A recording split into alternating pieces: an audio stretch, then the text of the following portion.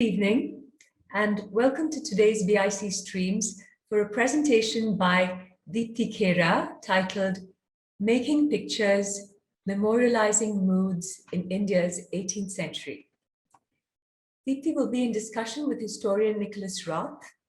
Welcome to our program, and thank you both for joining us today from New York and Boston. The importance of moods, emotions, and atmosphere in any study of a historical time and place have been underscored by scholars and critics such as Raymond Williams, whose notion of a structure of feeling brought into the foreground affective elements of consciousness and relationships. But what better way to explore mood than through the evocative paintings of Udaipur in the 18th century, the subject of Dipti's recent award-winning book, The Place of Many Moods, and also an upcoming exhibition that she is co-curating at the Smithsonian. In her talk today, she will discuss how these pictures of pleasure, plenitude, and praise from the 18th century sought to stir emotions such as love, awe, abundance, and, of course, wonder. So now for some brief introductions. Dipti Khera is Associate Professor in Art History and the Institute of Fine Arts at New York University. She was trained as an architect and later as a museum anthropologist and art historian at Columbia University. The many subjects she has written about include the crafting of colonial taste and design by Indian silversmiths, which was also the focus of an exhibition at Columbia University and included silver pieces from Bangalore. And I remember taking Dipti's vibrant guided walk through the exhibition. She's also done collaborative work with Rajasthan's museums. Having been fellow travelers in graduate school, I have heard about many stages of Dipti's projects from her, and it's a singular pleasure for me to have her on our program today, and I look forward to the discussion. Nicolas Roth received his PhD in South Asian Studies from Harvard University. His research explores the history of gardens and horticulture in early modern India, working with an array of textual and visual sources. He's spoken at the BIC before on gardens in India from the 16th to the 18th century in a rich talk titled Fields of Flowers, Forests of Fruit. And it was very well received. We're pleased to have him back with us. Detailed biographies of both the speakers are available on our website and in the chat box. Dipti will take questions from the audience after her talk. You can type your questions in the Q&A box as we go along. And with that, I will turn the floor over to you, Nicolas. Hi, everyone. Thank you so much for being with us today. I'm going to keep this very brief to make sure that Dipti gets to tell us lots about her book, and then we get to really delve into the discussion. So, without risking too much repetition, I just want to voice how exciting it is for me to talk to Dipti again about her wonderful book, which I read in its earlier incarnation as a dissertation, even before the printed book came out, because I was so eager to delve into this wonderful research, which was really sort of, as eye-opening to me as someone who was, working on depictions of gardens and trying to both grapple with this idea of how to depict and how the experience of a place, and people's ideas about that across media. And her work really was and is groundbreaking, I think, in the way that it does that by bridging genres, by centering the image, but connecting it to so many other sources, and really, pushing it towards an interdisciplinary investigation. So with that, I am going to actually give the floor to Dipti so we can hear about the genesis of the project. And get into things. And then I will be back with questions afterwards. Thank you, Nicolas. And I want to thank everybody at the Bangalore International Center, especially Ravichandran, Raghu Tenkalya, Pratiti Balal, an old colleague, friend, fellow student in many seminars, for this invitation and for this very generous introduction. I want to thank the entire team at the Bangalore International Center as well, including Lekha Naidu, who've coordinated this event. And in the midst of the kinds of specific temporalities that we have been living with COVID, and the way I know in the city where this is being hosted, your experience of loss, grief, in the midst of your experience of loss, grief, and worry, I value your commitment to bring this programming to such a wide audience, and an audience that has decided to join another Zoom event. It's inspiring to see that the space BIC has created has created these expansive conversations for curious minds, almost to find something online almost from any field. And I realize, looking at your website, almost every day, from public health to intellectual history, from art history to contemporary poetry. So I'm honored that my book Conversation will be included in this wide-ranging archive of recorded videos and podcasts that you are generating. And especially that this exchange will be with Nicolas, with Dr. Nicolas Roth. In fact, I was introduced to BIC for the first time last summer through the talk he gave. So it's special in many ways to have this conversation with him, because as I've told him recently, that I am a huge fan of his scholarship, which I think is making these incisive interventions in the field of early modern history across disciplines, how he is approaching questions about the intersections between horticultural knowledge and aesthetics, and how we understand the entanglements between plants and arts in the early modern period is fascinating.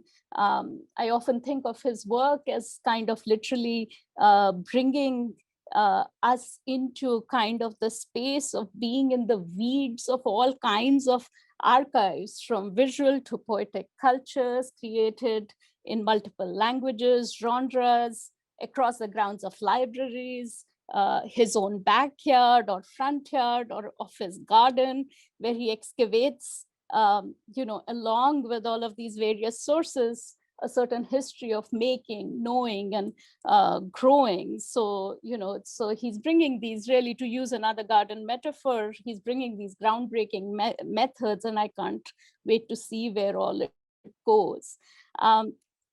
Today, as I talk a little bit about the book before we enter into a conversation with Nicolas and with you, the audience, I'll highlight some of the historical and historiographical interventions that I attempt in the place of many moods.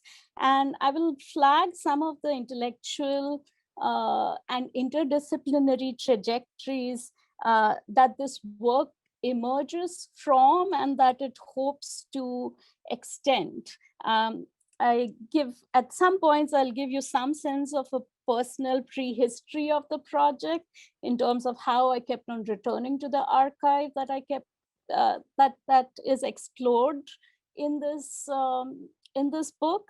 But it's something that I know that Nicolas wanted me to mull over, so I'm happy to have an extended conversation along those lines as well in the discussion. Not just how not just how our sources and our the things that fascinate us take us in multiple directions or take us in various avenues, but in some ways how we when we return to them in different times, at different points, how we might be looking at some of that material very, very differently. So let me share my screen and open the cover, open the book. So let me open The Place of Many Moods for you by turning to this painting that is there on its jacket, which reveals wondrous rapture and emotional bonding with the unfolding moods in the city of lakes of Udaipur. Um, Let us look at Sangram Singh II at the Gangaur procession. One side of this painting is bathed in a flattening brightness and the other in a mysterious dimness. You see how simple, bold, decorative patterns present the humbler quarter of Udaipur city. In the streets lined by houses with white walls and tiled roofs, we see clusters of colorful festival goers painted against the emphatically two-dimensional space of the brown ground. This busy urban landscape includes women worshipping the goddess Gauri, to whom the festival of Gangaur is dedicated. They're carrying the figurines on their heads, which will soon be taken to the lakeside for ablutions. On the other side of the lake, tones of burnt umber, smoky gray, and Prussian blue dominate. The shadows of projecting windowed balconies and the glow of blazing firecrackers reflect onto wall surfaces and human faces alike. They create the night view of a lakefront replete with modeled forms and fine outlines. The delicate strokes and dotted sprays in metallic gold sparkle against the dark-hued sky and water, creating the effect of a shimmering paper surface that glows in pockets. The Udaipur king, Sangram Singh, with his courtiers on a royal barge, can be easily identified by a gold nimbus. He's seen 3 times, suggesting the entourage's movement. The scribe's inscription on the back of the painting identifies the courtly subjects who are viewing the spectacle of the springtime festival. And in contrast to the inscription, the painter renders the royals and the commoners in equally elaborate ways, creating a picture of mutual admiration and their enchanted immersion in the city's celebratory and convivial mood. Each strikingly distinct register enhances the presence of the other, and together they co-constitute the painted place. The picture's striking mood becomes the work's compositional and conceptual frame within which we search for faces, places, and events. This kind of art of sensing moods mattered in the courts of South Asia, and the 18th century painters of the early modern court of Mewar suggest that sensing the moods of places and landscapes, seasons and spectacles mattered even more. When court artists shifted their attention from making smaller portraits and manuscripts to larger topographical paintings in the early 1700s, they offered bhav of a place, the feel, the mood, the emotion of a place as a multi-layered category. Scholars have largely explored Shringar, the emotion of love and desire, as seen in the second example, and how poetry, music, and painting together evoke the erotic rasa. In the smaller work on paper from circa 1720, we see an idealized vision of the king Sangram Singh as the Nayaka, an ideal refined man being welcomed by his beloved to the bedroom prepared with the accoutrements for lovemaking. Kamdev, the god of desire, with his wife Rati, is ready to shoot lotus arrows. The painting is cropped on the top edge, so we can only read the partial verse. Manak bhitar sahib singram sadhayo, pyari piya ati prem ati prema aparasu, bhadav ma milke man bhayo. Sangram Singh rests in the Manak Mahal that is depicted here.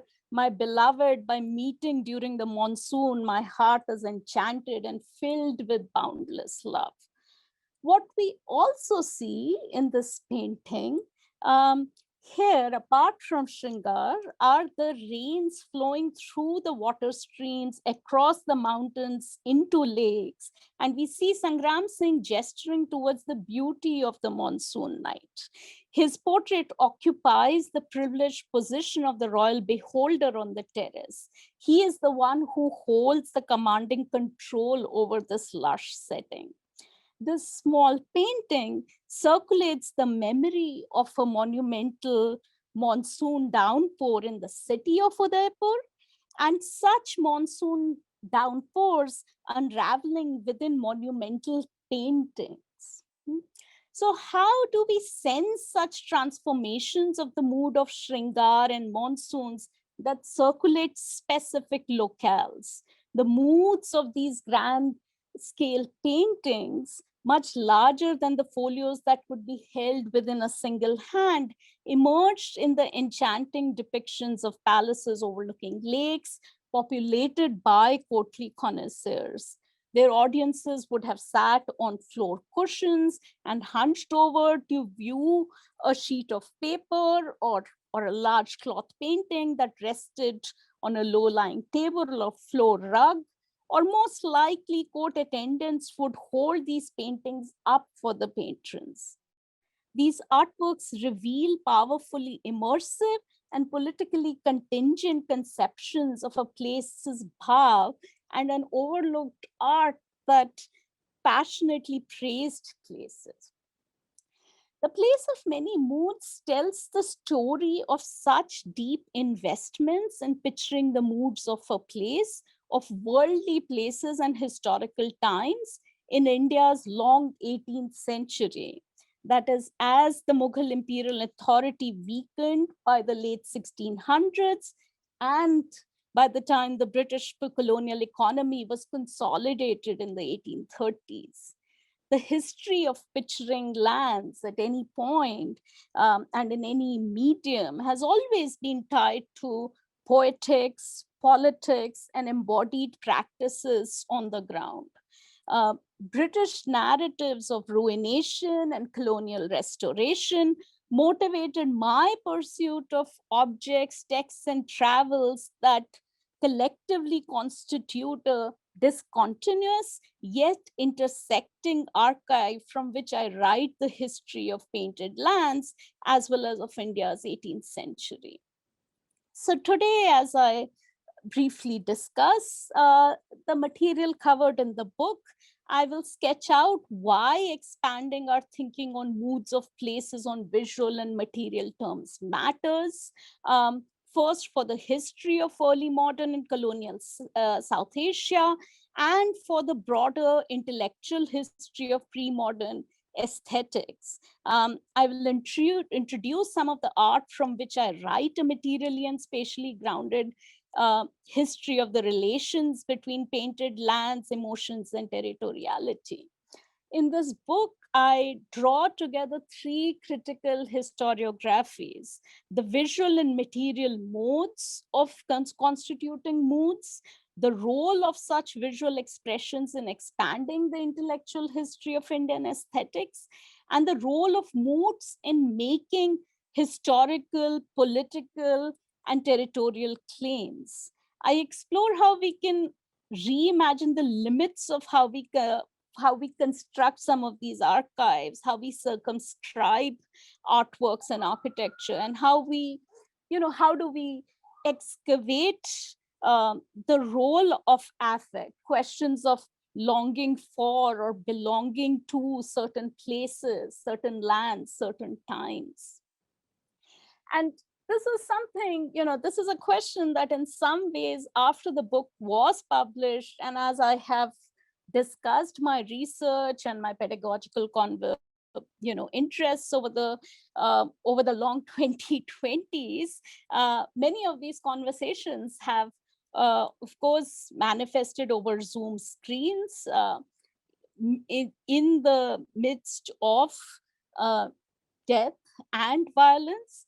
And as one has thought through some of those, as one has tried to discuss some of this material, this evocative material, emphasizing the places one one is in, and the kind of times that one might be inhabiting between places, as many of you might be in this virtual gatherings.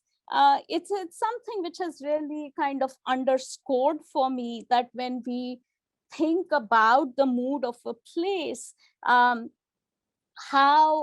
we may be, what are the ways in which we recount those moods? What are the ways in which we might recount those moods for different audiences? What are the ways in which we might collate our memories through the same kinds of pictures as we are drawn into desperate emergencies, as we are exhausted in different kinds of ways, right? And that's something we can come back to in the Q&A as well, as we try to think about the question of historical moods, this category of moods. So coming back, to the 18th century and trying to think that why the seasons of monsoon and spring, or the spectacles of lakeside festivals and temple processions, moods of prosperity, pleasure, plentitude, very different from the kinds of moods we are experiencing today. Why did they matter in the early modern period, and especially in India's long 18th century? So it's important to consider that in this time period between the from the late 1600s, from in the early decades of the 1700s, for both politics and culture, the grounds for loyalties, personal friendship, and representation had shifted in Mughal Hindustan. For instance, court cultures flourishing in the cities of Jaipur and Lucknow reimagined their places in distinctly local and urban ways through painting, poetry, cartography, and city building. In this kind of a shift that was taking place, Udaipur's painters and patrons, led by Amar Singh II, realized the potential their city's unique locale, microclimate, and natural resources offer to hold new political communities together. The city could not have been more distinct from the former hilltop capital of Chittorgarh in its architecture, its topography, its memorialization within Mughal manuscripts. And Udaipur, with its lime-washed white palaces, which was established as the capital of the court of Mewar in 1559, in a way really emerges in a distinct kind of way only at the beginning of the 18th century through these paintings. Its experiences what is materialized, visualized, almost 150 years after its establishment in new kinds of ways. And we have a vignette from a painted genealogical scroll of the Mewar kings that shows the creation, how the creation of lakes within a land surrounded by mountains was central to the conception of Udaipur as the court's new capital. Its founders carefully considered the new environs from both the perspective of finding a secure terrain and creating reservoirs for holding large quantities of water. So we have serpentine channels that are emphasized in this drawing that feed into the central lake around which life prospers, and where a certain kind of flourishing prosperity is emphasized, right? So if we look at these forms of painting that emerged in Udaipur, they engulf the depicted figures in these entrancing sensoriums of sense, of sounds, of sights that were part of the city, and that in a way created a meta picture that evoked courtly experiences. They likely prompted audiences to recall the immersive moods of sights and spectacles, of the pleasures of bonding with friends and frenemies and enemies in the lake city. Their visuality demands aficionados to similarly immerse themselves in the beauty of the painted picture itself. And in the process, seeing those who are immersed and perhaps also seeing those who are laboring to create this kind of world of pleasure. So for example, in the book's chapter 3, I explore this elevation of moods of pleasure within large artworks that creates the potential for objects to provide a variety of affective work. There were various ways in which they could affect you. We find that these words are revealed less as documents and more as effective means of recalling moods of historical times, of the longing for ephemeral atmospheres, of idealized time, the bonding of urban men within lake palaces. And to do this kind of work, I turn to paintings, I turn to the city, I turn to the architecture itself, and I turn to poetry that recounts these kind of pleasurable encounters. Because one thing that we want to think about is that how difficult the question of historicizing emotions is. To historicize emotions as not only psychological states, but also collectively learned practices that may lead to sustained states of feelings. That is, immersing yourself in a certain kind of mood. Sarah Emmett, for example, has reminded us of Heidegger's conception of attunements, that attunements are not just side effects, but we first immerse ourselves in each atmosphere, which then attunes us through and through. So we can think in Udaipur within these kinds of worlds of pleasure, the creation of attunements in the first place to then be transported into a mood required the work of building atmospheres. It was pertinent from the perspective of these kings, as well as from the perspective of astute noblemen like Sardar Singh, whom I have marked over here, to rebuild exclusive modes, to represent idealized modes, to reiterate pleasure for attuning to affect an ever-changing group of elite participants. The sheer numbers of place-centric commissions that we have that emerge in this time period demand that we open our minds to the artistic, intellectual, and historical capaciousness of the concept of mood, of bhav, in shaping expressive practices that mediated worldly places within material objects. It's also important for us to consider that these, for contemporary viewers, these artworks then are invitations to take pleasure in, but also to analyze the work, thinking, and power embedded within meticulous aesthetic constructions of historical modes, right? So how do we think between this kind of besottedness that we try to trace that is there in these words, in these works? How do we historicize it?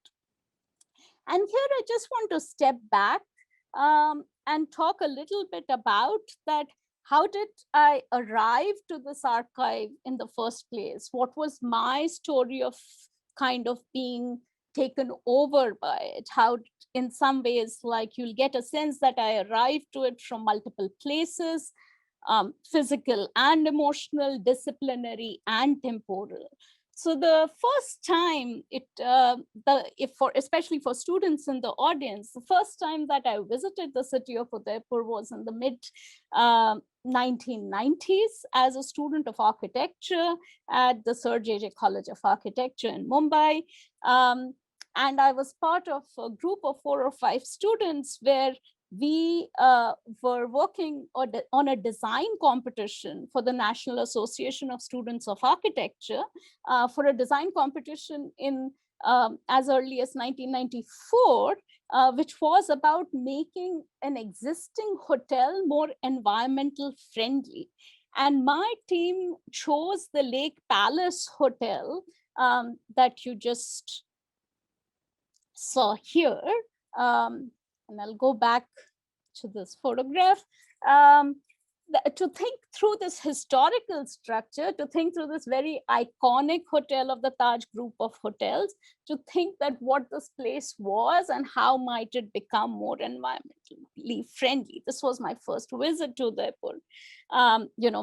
We were there hardly in the city for 2 days. We were working on a very meager budget, could not really afford to stay there more than one night. Of course, not in the hotel. We were in the Dharamshala on the other side, which was actually just in the corner over here is where our Dharamshala was. And of course, all of the various people at the Taj Lake Palace Hotel were not very thrilled by our presence. Now, it was this encounter, it was not that this encounter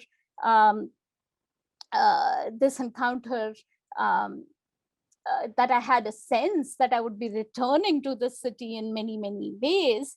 But it was this encounter that for me started my travels to Rajasthan. And I emphasize this because I want to flag the intellectual debts that I have to my teachers in architecture in Mumbai, Professor Pitkar, Ajit Rao, Malini Krishna Kuti, all of these inspiring teachers who would walk in the streets of Bombay with us and who were constantly trying to say that what is the kind of thinking that you want to do with architecture? What are the kind of directions it is taking you to? And I'm someone who had grown up, who had been exposed only to the question of science and math. In my school days, I had no orientation to the humanities, either from anybody in my family or in my education. So this kind of nudge to walk into new places, to travel, to think with them that what might be the question of meaning as you encounter history, for me was very, very productive. This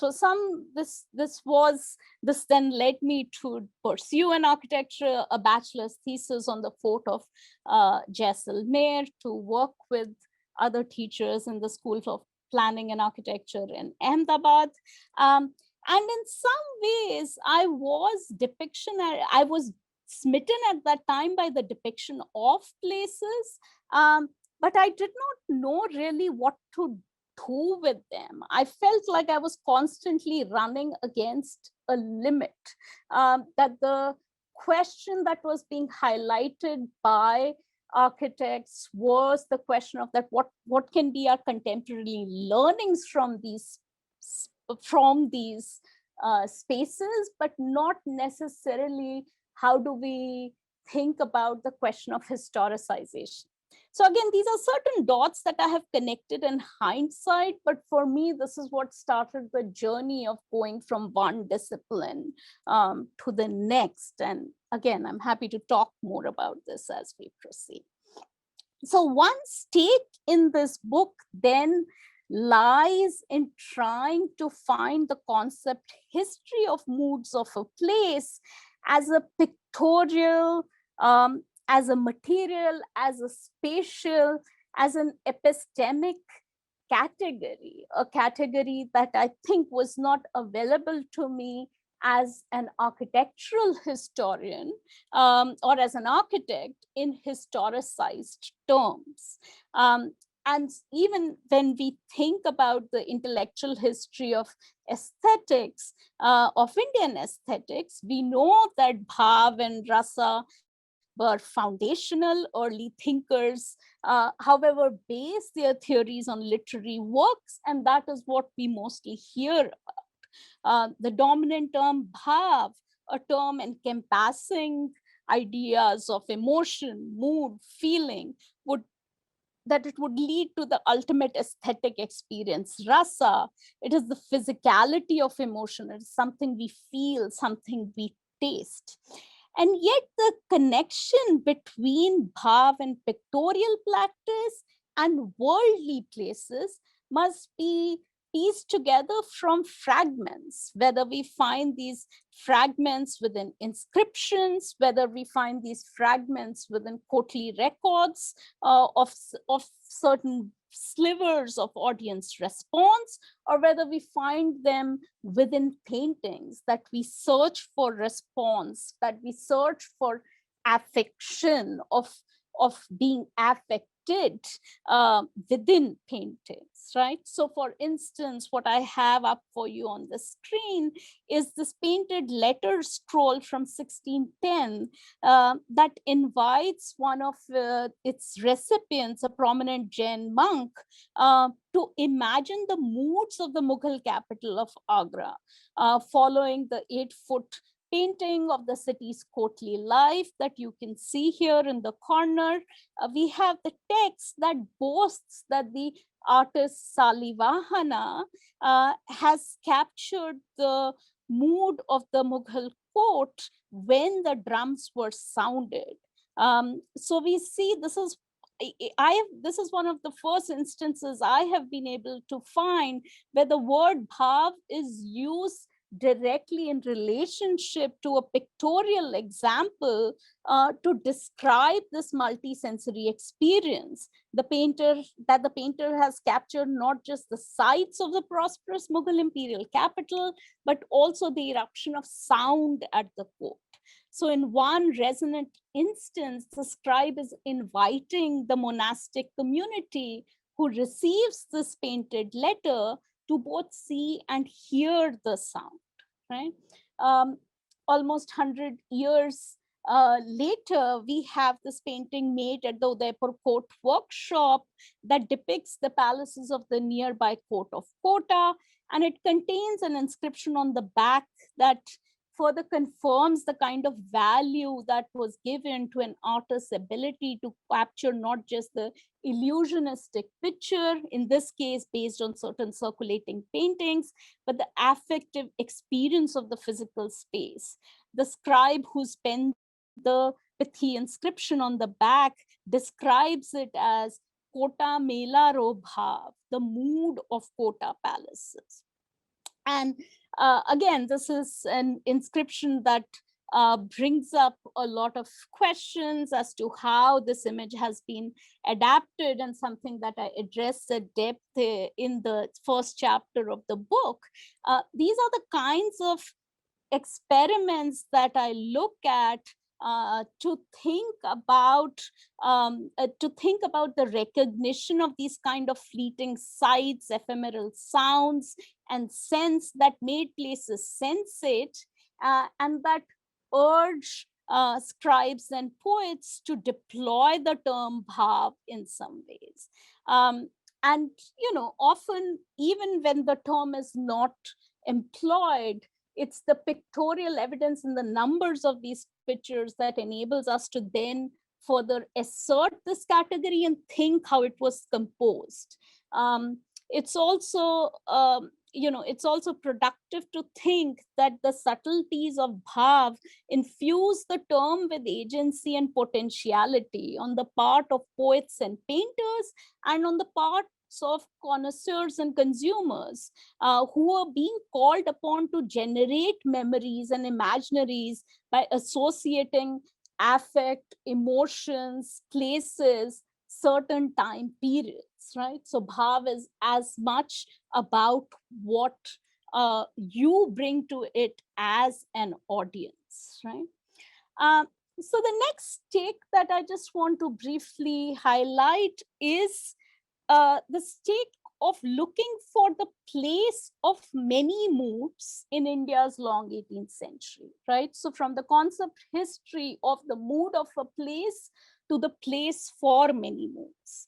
Now, describing the moods of the landscapes of Hindustan not mattered not only to the regional courts, but much to the British as they consolidated forms of colonial economy over the 18th century.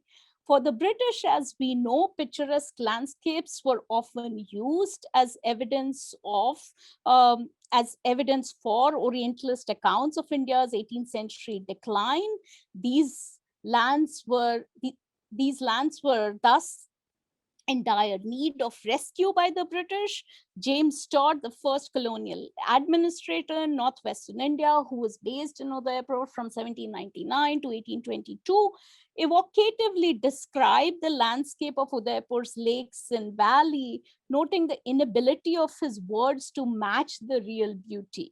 What you see on the screen is a painting by Todd's assistant agent, Patrick Waugh, an amateur artist on his expeditions, who rendered this picturesque watercolor of Udaipur.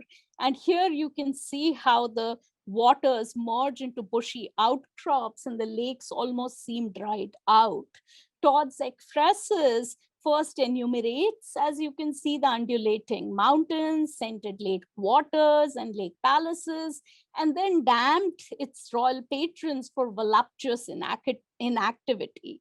He underscores the shift in moods from earlier times to the present, from prosperity to exuberance to decadence to decline.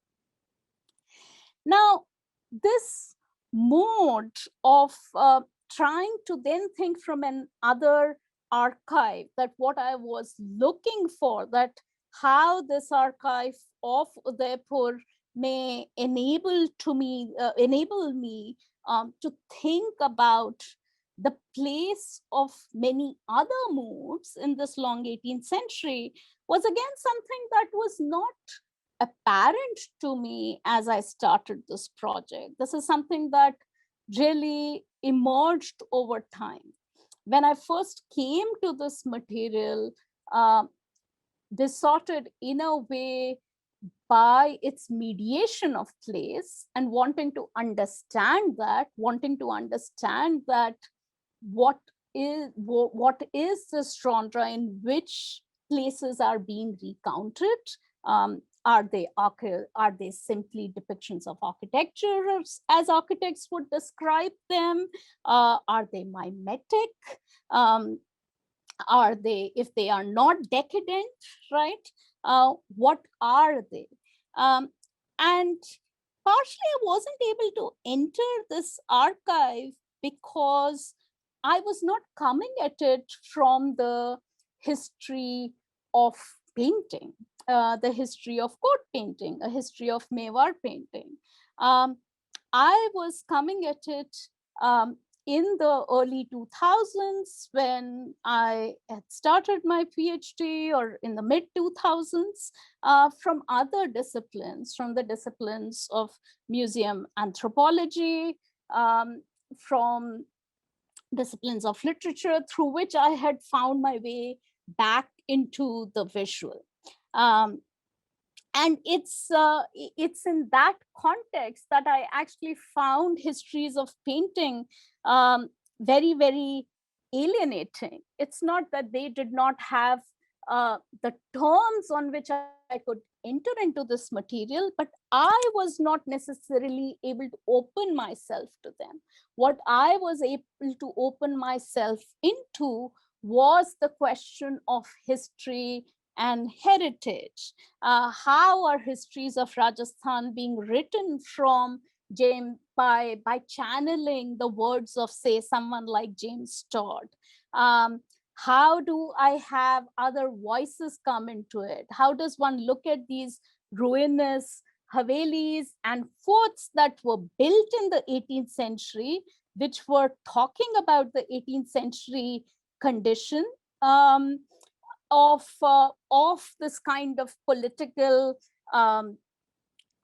where you just didn't have the central power of the Mughals, that you had many of the fiefdoms that were becoming very, very prominent. I'm sorry, here my PowerPoint is moving faster than it should, so I have to keep on going back here. And as these new kinds of new forts, new political domains were being consolidated, how are they being brought into histories? And so I traveled in 2000, in the summer of 2003, I actually mapped and traveled through all of Mewar, trying to look at the various regional nobles who were building their domains at this particular time, that this was the 18th century condition of building yourself up. And while I was traveling, this was one of the worst droughts in 2004.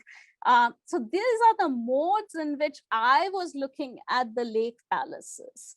I was looking at them with a camel sitting right there in the middle of the lake. I was walking through these lakes. So it's, again, I'm highlighting this particular journey over here to give you a sense that to arrive at this question of how one may be able to find the place of many moods was not, or how this archive of the moods of a place might take me to the place of many moods was not a very direct journey. It was one of the questions that was asked by the only non-art historian in my PhD defense committee, where it was flagged to me that yes, the history that you're telling us, the history that you want to perhaps write with this archive, may be able to tell us something, but what is the history that the visual is able to tell us, that these other sources, the modes in which you're traveling to this landscape, is not telling us? So again, I highlight that to give a sense that even when one is familiar with an archive, one is returning to a place, that the entanglements that one finds methodologically may take time to emerge, right? So as I give you a third aspect that I want to highlight from the moods of a place, the place for many moods, to rethink the India's 18th century, I want to highlight that while in some ways, as the project proceeded, the major pictorial change heralded by Udaipur's court painters marked the critical point of departure for the place of many moods. What unravels in the process is a very polysemous world, where I try to think about the question of a mood of a place from the perspective of courtly communities, various British explorers, officers, and artists who traveled with the British East India Company troops, and from the perspective of merchants, pilgrims, monks, laymen, and laywomen who intersected within bazaars. So I'll take you here to a website that I created for the place of many moods, precisely to think about the work that can, precisely to give you a sense of the work that is still waiting to be done with this material, and to invite you into that, right? So I am taking you to the website so that I can give you a sense of these different spaces within which I track the work of moods as well. So one of the story, of course, begins, as I have been talking, within the departure that takes place in courtly spaces. I piece together the kind of experiments that take place for us to think through the pictorial, material, perceptive making of moods of a place as an emergent category. What does it mean to mark them, to describe them as moods, if you will? Um, and then as I think through the role of these moods, I focus on specific moods, like the mood of the monsoon, which is something that is elevated within the Udaipur archive, especially at the turn of the 18th century. So, of course, one way to enter into this history is to think about the aesthetics of the monsoon, the questions of love and longing, which have a very long history. But one way to enter this is also to think at the intersection of the role that the monsoon and riverine landscapes and lakes play in creating this city, the vantage points that are created for the for admiring the monsoon, and then to consider it from this perspective of chronicles like, for example, the Jain monk poet Saiki, who gives us a history of 100 years, talking about the seasons of droughts, the migrations due to the lack of rains, the kinds of ways in which the the the the centrality of rain comes through, not as an idealized emotional experience, but a very important ecological, economic,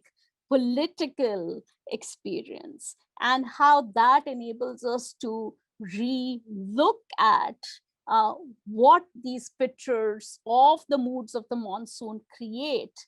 Do they create a certain kind of an ideal time? Do they memorialize a good season? Did they almost function like as objects that could enchantingly create a monsoon in a drought season or in a summer season if they were consumed at that particular time? From there, think about um, I think about these um, histories of spaces of pleasure, as I gave you some insight into them. The pleasure of lake palaces, especially which create these worlds of interiority in the mid 18th century, for us to think more from the perspective of that, who were the people who were being brought together in these interiors to think about the political work of moods, right? And how do we excavate that kind of political work of moods in which bonding, social bonding in moods of pleasure was emphasized and was recreated over and over again. Um, in the last two chapters, I move towards the thinking about how how this art, how this knowledge, how the skill of drawing real places steps beyond courtly worlds. So in chapter 4, I turn to the artist Ghasi, who worked for the Udaipur rulers as a court painter, and who also worked for the British agent James Todd. And his work enables us to think about the changing artistic practices, attitudes towards moods of mapping moods of places and conventions of drawing, various kinds of knowledge genres within which place is being presented, and how Ghasi, in a way, forges these very critical conversations in how he alters paintings that commemorate certain very anxious moods. For example, over here in circa 1830, of when a treaty is being drawn between the Udaipur kings um, and this darbar that is being held in Ajmer. As a result of it, the Udaipur agency and the Jaipur agency is abolished. And what is this kind of mood of the darbar that um, that Ghasi captures, and how does he, how do these kind of paintings then map shifting territoriality that is there. And this brings me to um, the last chapter of the book, which in a way enabled, which in a way led me to create this website, and also um, changed changed the shape of the project very significantly. And this is where I turn into how artists from Udaipur turn to vernacular objects like painted letter scrolls, like the one that was sent from Agra that I showed briefly, and how they change these kind of letters. So for example, here I have for you from 1830, a 72 feet long painted letter, where which is one of the longest that we know of this genre, that regional merchants from Udaipur sent to a prominent Jain monk, inviting him to come in 1831 and be in the city during the season of the monsoon. By extending this letter to 72 feet, they claimed it as a kind of a map that takes you through the city's important bazaars, its temples, its mosques, way beyond the palaces. This is an object that I was able to access, document, and make available on this website for the first time. And it shows us in some ways the kind of investment that painters make by expanding this genre, in saying that this is the best city in the place, this is on earth at this time, this is where the monk should arrive. And it actually tries to what one finds as one thinks about what is going on in this, reads the letters, you read the letters that are being exchanged at this time beyond the bazaar with the various colonial agents. And you arrive at the end of this letter where the painter has juxtaposed. I can take you there in a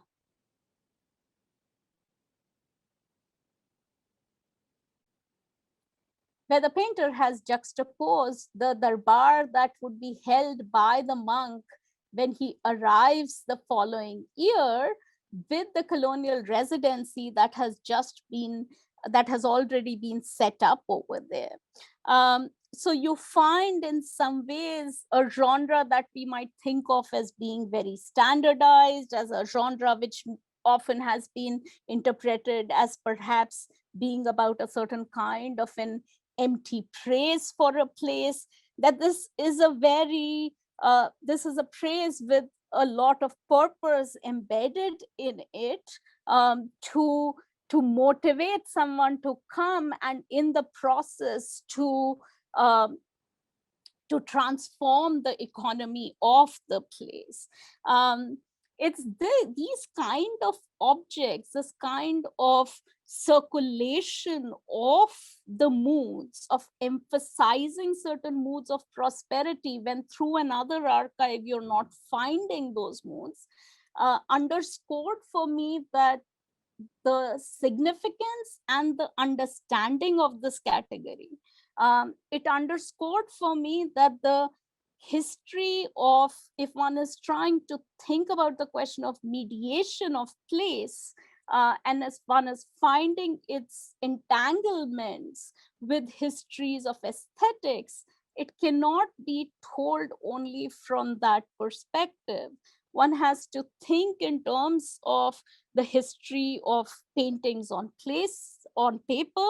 One has to think about the history of aesthetics being claimed in other materials, the history of affect of places, of the building of exceptional places, of 18th century politics, literature, religion, and mobility outside of courtly spaces. And it's in between these lines of inquiry that I argue that the mood of a place emerges as a phenomena that was created to do an enormous amount of work with in each of these constellations that I've been able to track. So and these constellations then enable you to think how, when we recount moods, they can be powerful in making certain worlds feel alive alive for us from the on the painted pages, and alive for us in thinking about how they can construct a certain longing and connection to a place, a certain kind of cohering with a land, right?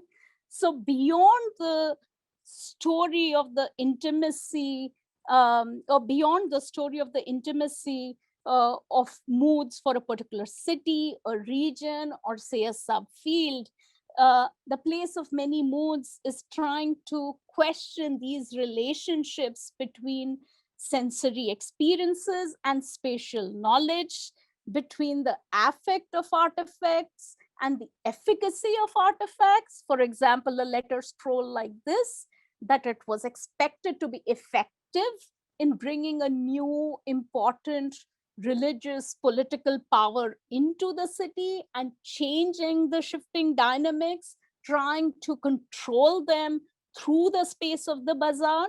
And then to think about the kind of then the agency embedded within these kind of meticulous constructions of historical moves, right? That they had the ability to shift things in our minds, to make certain times memorable, to push certain boundaries on land, to claim certain kinds of places uh, as belonging to a certain kind of time, right? A certain time that might be desired and that is coming in some ways out of a very local experience that comes to the fore.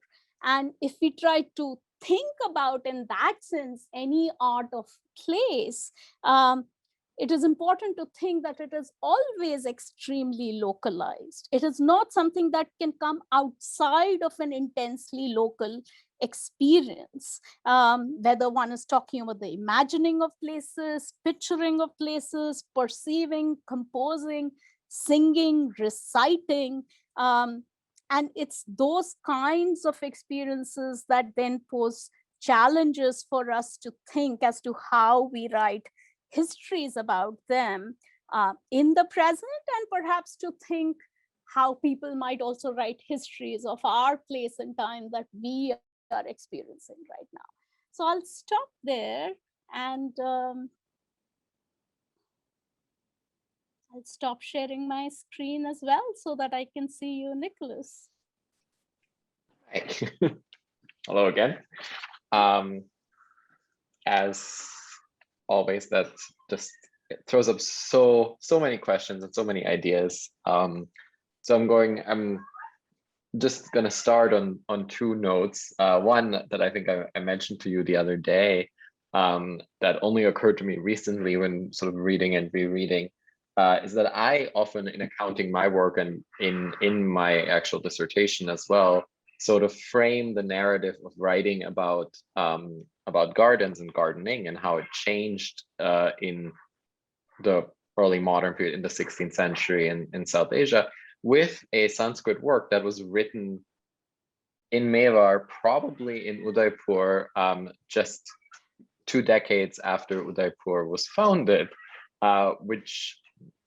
and I'd never sort of put it in that temporal context, but it's but the reason I tend to frame my work through that book is because it sort of subtly diverges from an earlier tradition of Sanskrit writing on gardens to not highlight, but to introduce a new vision of what a garden actually is, one that is more more in line with what we start seeing at that time period, what's generally sort of perceived as a Mughal, garden aesthetic. But it's also very concerned with things like creating lakes and reservoirs. And it is also one of the things that is somewhat unique about this is that it recognizes that, if very subtly, the architectural context of gardens. It talks about laying out gardens inside a durga, inside a fort, and things like that. So there's this acknowledgement of Rajasthani, Mewari architectural and topographic realities that that I'm now seeing in a whole new light in the context of the creation of Udaipur, even though that's not explicitly acknowledged in the book. Mm-hmm. So that is sort of one observation that I've recently come to. Another one that just occurred to me right now on the importance of the experience of a place, both for us personally in this kind of work and as a concept, is the fact that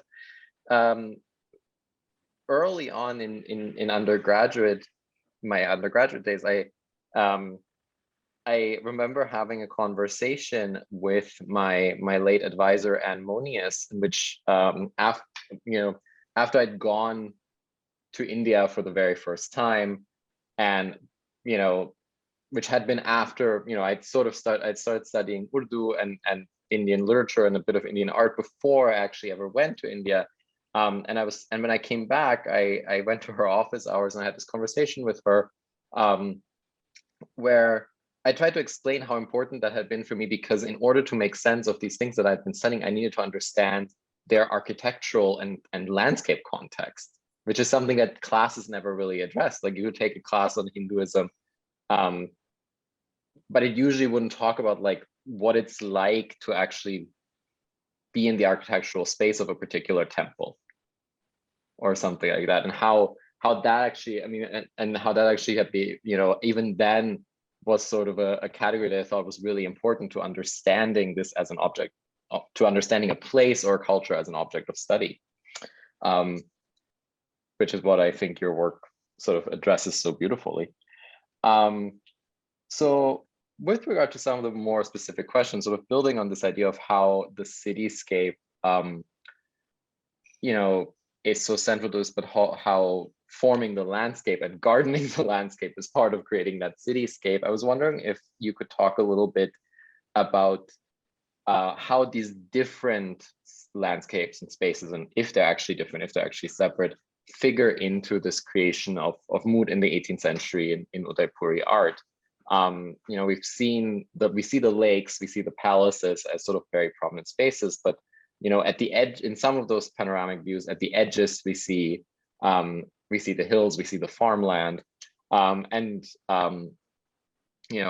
are quite a few others of these works of hunting scenes, or of sort of the court or the Marana moving through space, that where you see other aspects of the Mewari landscape, and they're similarly sort of represented and imbued similarly in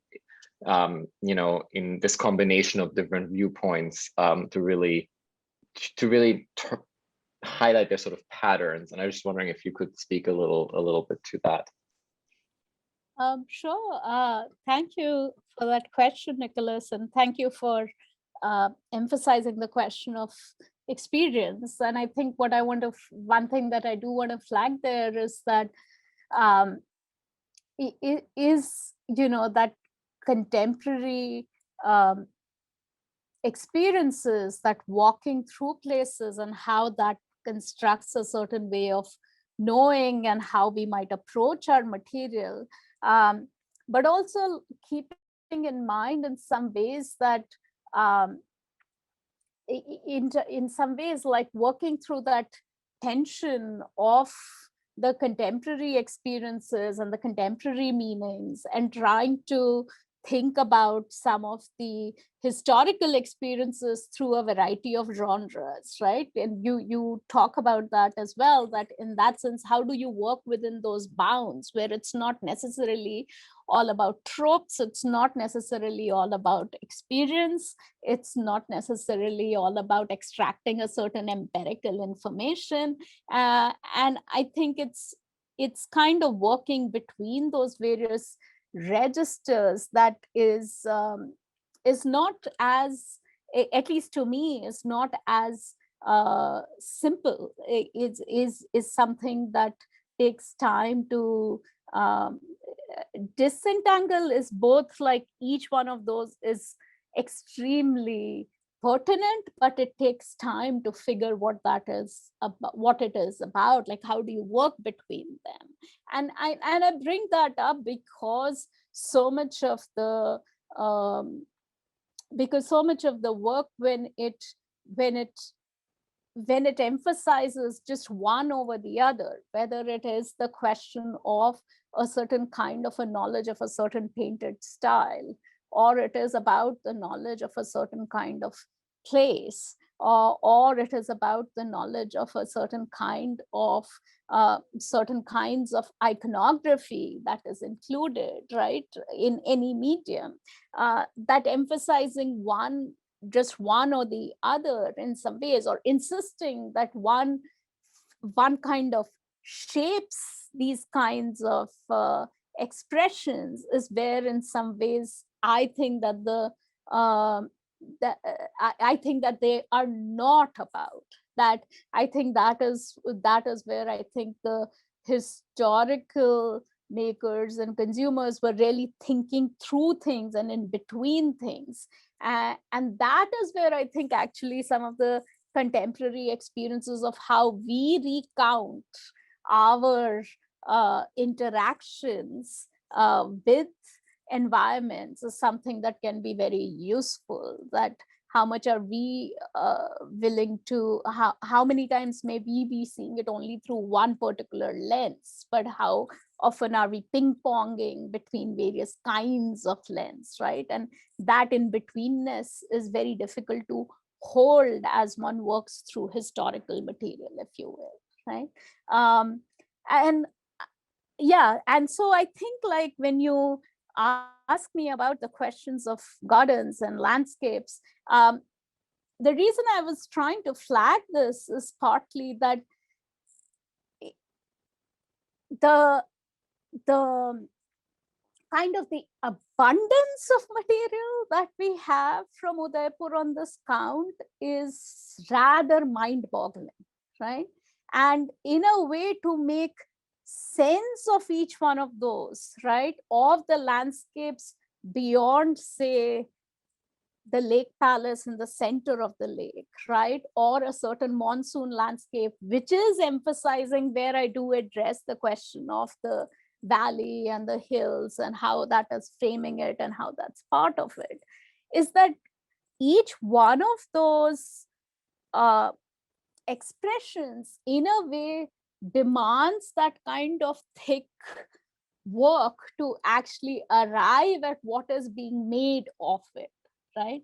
And so I'm one of those lucky people in that sense, very, very fortunate to be working with my collaborator and co-curator, Dr. Deborah Diamond at the Freer Cycler, where the exhibition is giving us the opportunity to actually get into these other landscapes and to bring our different expertise together. So in that sense, one is able to then look at some of the gardens like the ones you mentioned, for example, say the Sarvaratu Villas garden that is there, by looking at multiple of its depictions, but also realizing that how its history in relationship to setting up assemblies of connoisseurs is something that is praised right in circa 1700s. So there is a reason then why it shows up and why it is emphasized in various paintings, where it might be, where a particular assembly might be circumscribed, a particular season, for example, of the spring might be elevated, right? But then why is it that that site shows up or is marked or is used as a marker within other kinds of paintings as well? Why is its memory being held on to? Deborah is doing some amazing work in thinking about the hills of Nahar Magra and Machla Magra, which create, which the painters have used to create these visions of these very lush terrains. Now, often these have been seen only in relationship to the question of hunt, or that by that I mean to say that the hunt is recognized, but the terrain is not necessarily recognized. So she is able to think through that with thinking about that, why is it that this terrain was valued? How was it ecologically valued? What kind of stories within it were valued? How was hunting used to tell a certain kind of history of kingship, but also a history of a certain kind of pastoral care that was there. There is, the same poet who writes the poetry about the mood of pleasure actually writes about the mood of hunting as well within a year of writing about the mood of pleasure in the lake palaces. And there is this, you have this very interesting kind of focus on the question of social bonding that takes place during hunting, but also after the hunting, the landscape that emerges, the hunting which is very confined, which is very circumscribed, which is very, how do you say, efficient in some ways of, how many and which animals are taken and so on, is that you have this focus on the abundance and the wealth and the beauty and the wondrous nature of the forest and what that is doing for the experience, right? So I think in some ways, like the question that you're raising about these other painted lands that we find, it kind of opens up for us is that if the art of place and landscape in South Asia has always been seen either as subservient to portraiture or as something that is coming in only in the 18th century through certain, either if one is thinking in terms of British landscapes or even within the Mughal material in terms of the kind of exchange that is taking place through printed books and so on. I think in a way we are not really looking at the archive in terms of what it is giving us, not just from Udaipur, but from other sites in the 18th century as well.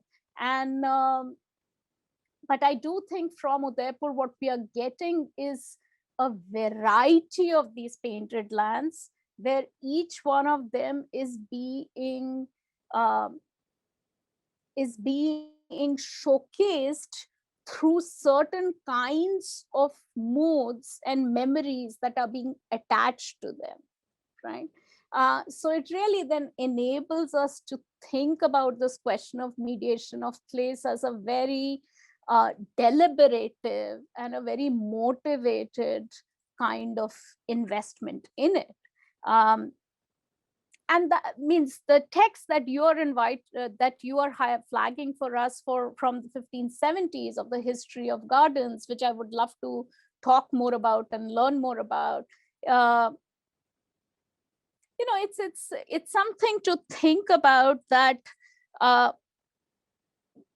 this kind of investment in being very in being very responsive and in kind of studying in terms of thinking, in terms of noting that what this shift to another place is able to offer us is something that I think you find constantly in various mediums in Udaipur, whether one thinks about the mid 17th century, uh, building of the Ratsamand Lake and the genealogical trace that is there. The focus has been on genealogy, but if one looks through that material, what you're also finding over there is this very particular knowledge, and which is not just about praising that place, but really highlighting what is local, what is special, what is it that is making up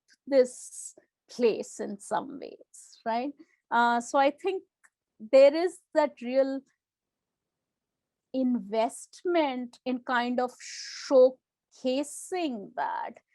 It's almost worth thinking whether these are people who are besotted by who are like constantly, it's been seen that, okay, we've just heard one side of the story, that they are constantly that they are about elevating themselves as anti-Mughal and saying that there is a certain kind of a Mewari value that has to be elevated, if you will.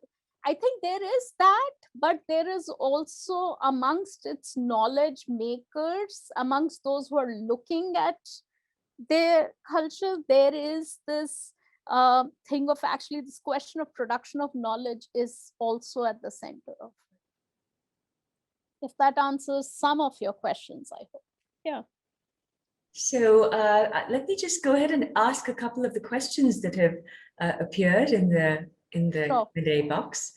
Kamlesh Kumar Sharma asks, this art of paintings, is it still continued in Udaipur? If yes, who is patronizing them? Is it the state government or private collectors who are encouraging them? Do you have any idea how many artisans there are in Udaipur practicing paintings in different mediums? Thank you, Kamlesh, for that question. I don't think I have numbers for you of the number of artisans who are practicing in Udaipur, and especially I'm not sure how things have been in the last 18 months or so. But there are scholars who've been working on that very rigorously. The work of Dr. Varunika Saraf, who has looked at contemporary practices, comes to my mind.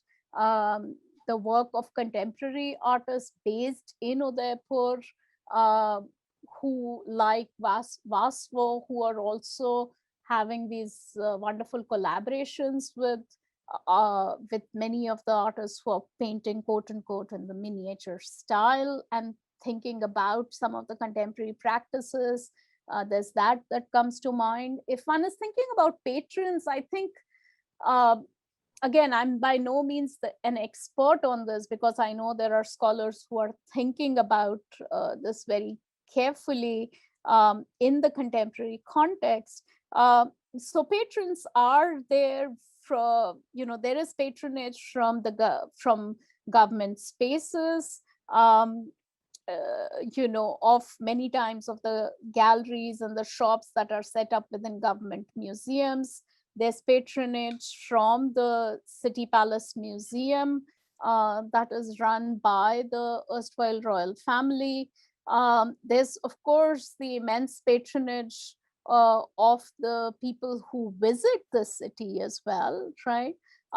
So I think the art is continuing in a variety of ways, and I think there is work or at various ends of the spectrum. There are those artists who take pride in producing some of the historical paintings, that I'm able to produce a copy of a certain kind. There are those who are thinking about experimentation and combining their art with a variety of other media as well, right?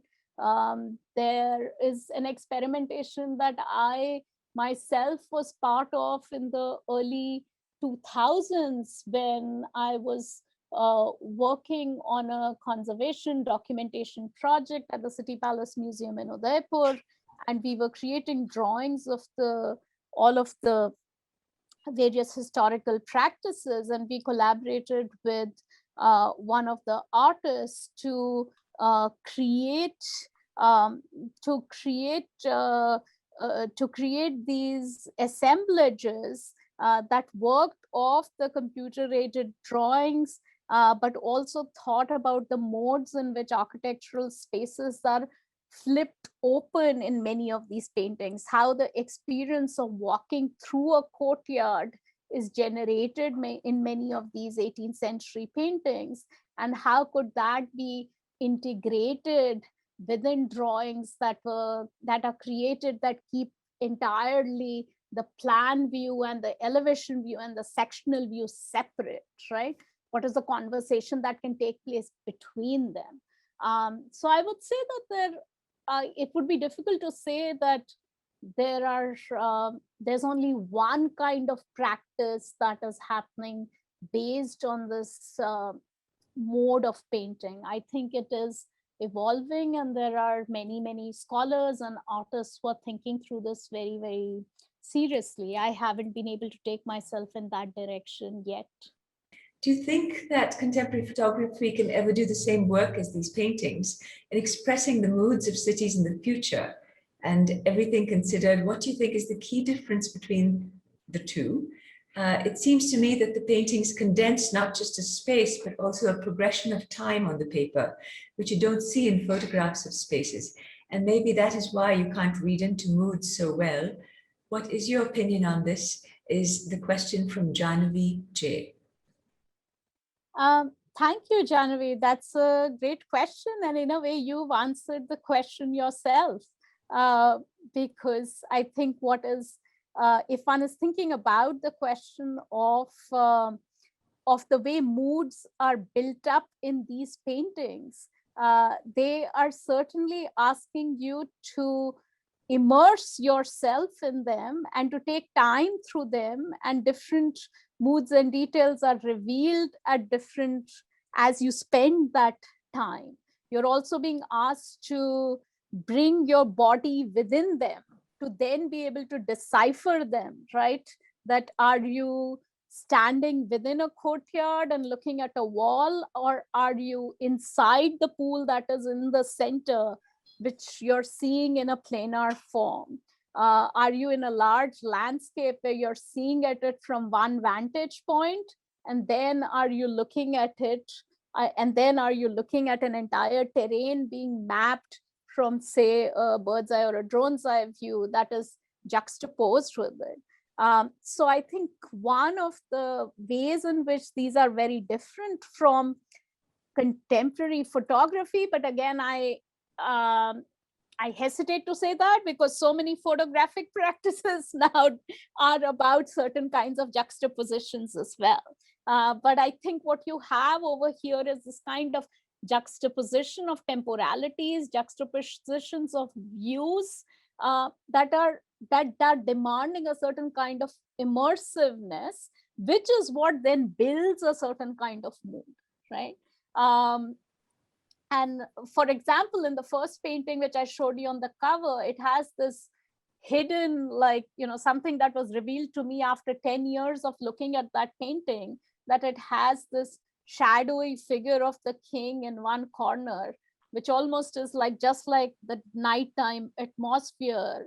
It just kind of jumped at me after many years. And I talk a little bit about it in the book as to what that is doing. And in fact, after writing the book, as I've thought about it actually in the last couple of days, I thought that portrait is not necessarily about the king seeing the city from a certain vantage point that the scribe did not find, when he was writing the inscription, and he did not make a note of it. But perhaps that kind of a hidden portrait is standing in for the artist, who is able to walk and look at the place from various vantage points and has embedded a shadow of something over there. So it's worth thinking about. So that's just to answer your question, that I think like we can think about moods that are built in different mediums, but what stands out over here is the kind of juxtapositions that take place. And I think we're completely out of time, but maybe if you could take a minute I'll read a couple of the questions. When you are in Udaipur, are you in the 18th century mindscape or the 21st century reality? Having seen so much of the moods of the past depicted through, does the reality allow the two centuries to meet anymore? What bits of the wonderful world you portray are visible to a contemporary visitor? This is from Pramod Kumar KG. And there's a question about the upcoming Smithsonian exhibition from Bharti Lalwani. She'd like to know more about it. There are other comments just thanking you for the wonderful, stimulating talk.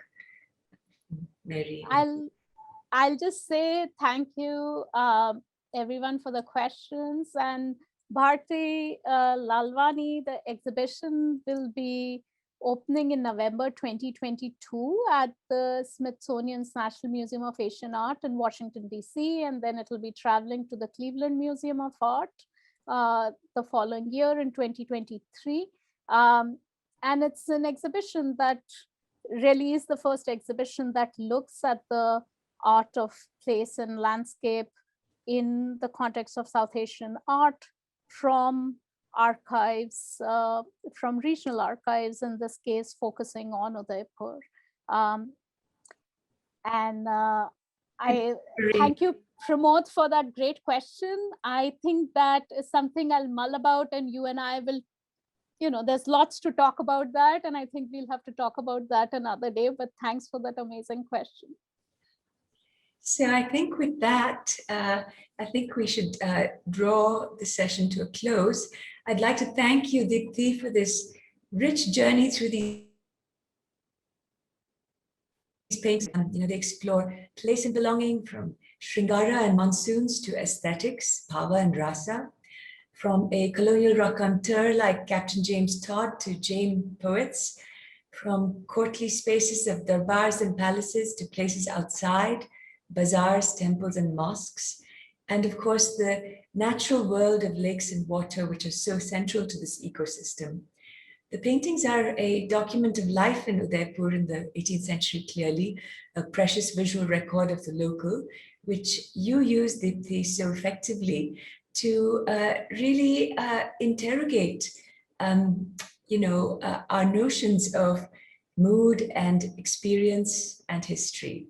So the discussion today, I think, is only further proof that the power of art to evoke mood and feeling and place merits more scholarly attention. Thank you, Nicolas, for initiating a stimulating discussion. Thanks also to our audience for tuning in. Please join us for our next program on BIC Streams. Thank you. Thank you all.